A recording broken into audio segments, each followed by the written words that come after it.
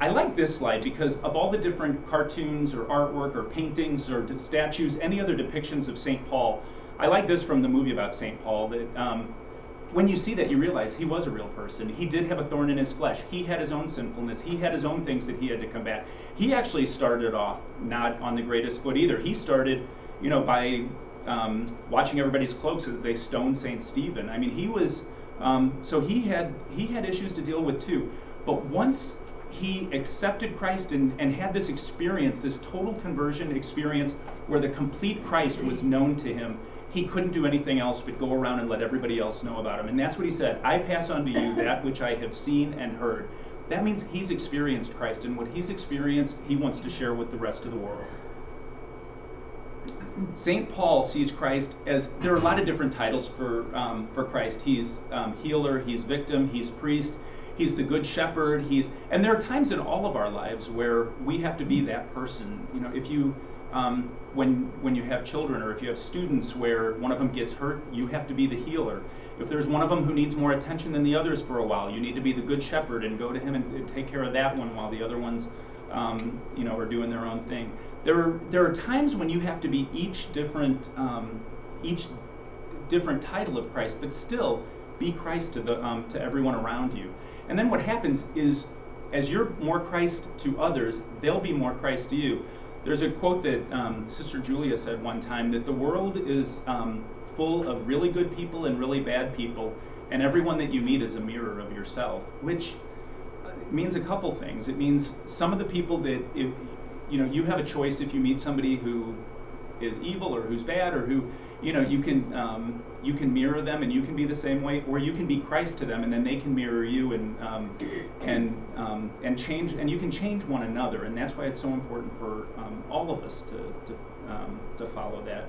So, and St. Paul's teachings contain the religion, the dogma, the morals, the worship, everything. But it's the entire Christ, it's the whole Christ, and that is the essence of Pauline spirituality. Now, the other thing that every successful religious order seems to have is devotion to Mary. Now, Mary's title went through a few changes of how Mary was most looked at in the Pauline family. But since St. Paul was such a great apostle, and that's what he wanted, was a world full of apostles to evangelize the world, the title Mary, Queen of Apostles, St. Paul, the other apostles, she's Queen of all the apostles. She was Queen of the apostles at that time, and he wanted her to be Queen of modern day apostles now. Now, the 21st century media apostles that we work with now, these are different pictures of the daughters of St. Paul. These are our St. Louis ones who are doing a radio show on the Catholic radio station. That's Sister Julia in the bookstore working with kids there. And she's a wonderful sister. Sister Helena, another wonderful sister. She's in Chicago now. Many of you may have seen her. She was here for her Theology of the Body talk, and she is just wonderful. Sister Tracy on her laptop and internet. And the way that the media has just exploded, and all the Pauline family was there from the beginning to be a part of that. They're all involved in the internet. If you Facebook, if you blog, if you Twitter, if you do all those things, the Daughters of St. Paul are throughout there, evangelizing through that. They use every means of media there is to make Jesus known to the world. It's a wonderful apostolate. This is one of their banners. As Mary gave Jesus to the world, she teaches us to give Jesus to others through the witness of our lives. So it's not just providing books, it's not just printing books, it's being there among everybody else in the world and bringing Jesus physically, being another Jesus and bringing Jesus physically to everyone. This is one of the most important factors, again, though, is Jesus, the divine master, way, truth, and life. And this icon is a very important one to the Pauline family because Jesus is everything. That's what we need to know, and that's why that image, instead of just one of the other images of the good things about Jesus, is so important. This one is the totality of Jesus. So, moving Jesus, the way, truth, and life to the media, broadcasting Jesus' way is one of the important things we do. This is one of the sisters in Africa who's doing filming. Communicating Jesus' truth to the world, not being afraid to stand up for what the truth is, for trying to fight moral relativism, trying to, but more in a very loving, honest. This is the truth. Jesus is the truth, and all life is sacred, and we stand up for that too. and extending the invitation of Jesus' life to everyone, because it's not just that we want to be holy ourselves. Blessed Alberione said we want the world to be holy. We want all of us to get to heaven. We want all of us to wind up with eternal happiness. And if we've found that, it's our duty to share that with others. So true devotion to the Divine Master, when you take that devotion, it implies total conscience, total effective giving of our whole person to Christ, living in the church and in the Eucharist, and that's what we all want. Now, Blessed Alberione wanted to combine the contemplative life and the active life, because he had a very active order of people going out and doing things, but he knew how important the contemplative was too. And so through the branches of the Pauline family, he wanted to bring all those together. So the Pauline charism is, this is another one of my favorite icon type pictures, but the Spirit must be one as one in the heart of St. Paul. And this is one of the things that Blessed Alberione used to say, Cor Pauli, cor Christi. The devotions are the same. If you have the heart of St. Paul, you have the heart of Christ, because St. Paul became no longer I living, but Christ lives in me.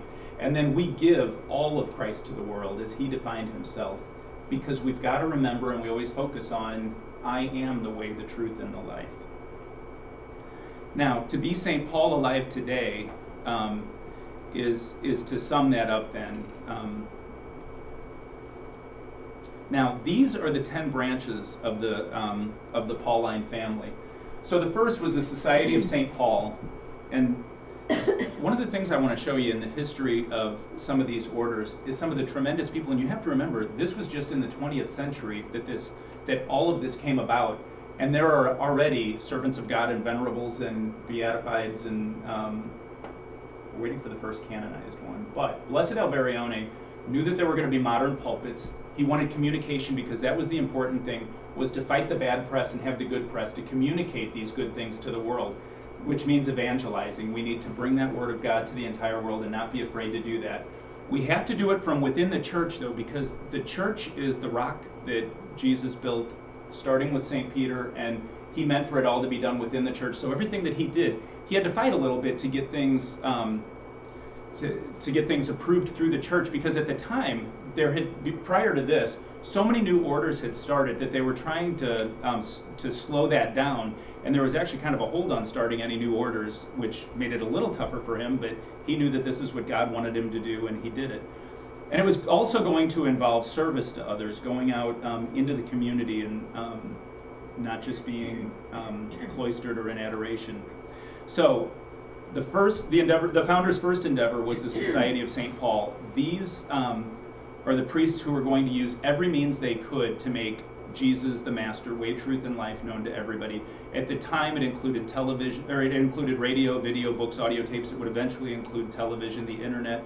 But whatever means there were, they wanted to start on it right away. And these people who knew nothing about printing presses had to teach themselves. They had to buy printing equipment. They had to start all this. So this is Blessed Alberione here. On his left is Blessed Timothy Gicardo, who I'll talk a little about too. He was actually the first beatified member of the Pauline family. There he is. I always feel bad about this picture. Blessed Timothy looks like he's not quite sure what to do with his arms. He was a great guy, though. And I will tell you, the thing that I was most impressed with Blessed Timothy is, with everybody, they kind of talked about their weaknesses, their foibles, some of the problems they had, some of the things that worked or didn't work, or some of the things they had to fight with. It was hard to find anything about him like that. He was, I don't know that he ever committed a mortal sin. He was such an awesome person. So in 1917, his name was Joseph Gicardo first. He took the name Timothy because Timothy was the great helper to St. Paul.